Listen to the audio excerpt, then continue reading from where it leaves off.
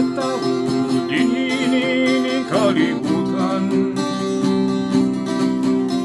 Ang atong paghilak may halong diyaing kahulugan. Kay sa kinabuhi atong iyong maagyan, mga pag-antos kasakit o kalisdanan.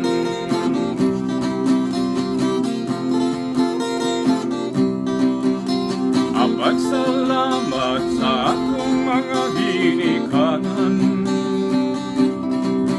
kay sa ilang pagmahal kita di panalitan.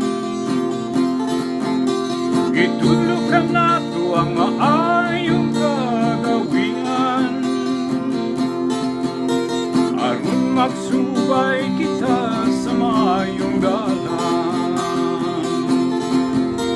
Usama lang inyong ginikanan,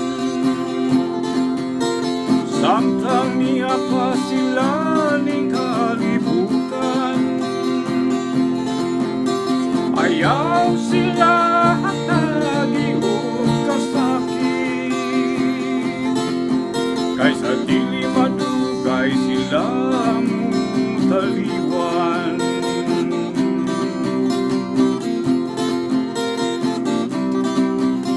Unya kung wala na sila sa atong pananaw,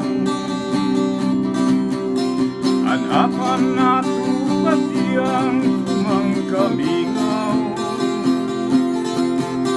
Atong mangguhan nga mahanap ang tanan, apan ang pagmahal sa ginikanan, ug yung kabilin halumanan.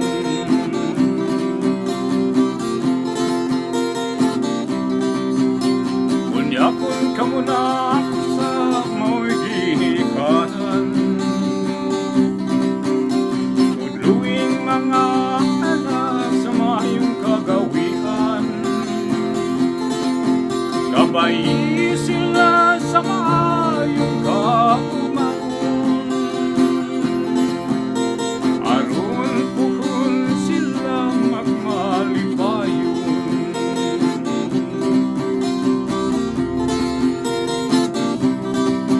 Kung bawiun na sa Diyos ang kinabuhi, nang gipiling mong bahandi,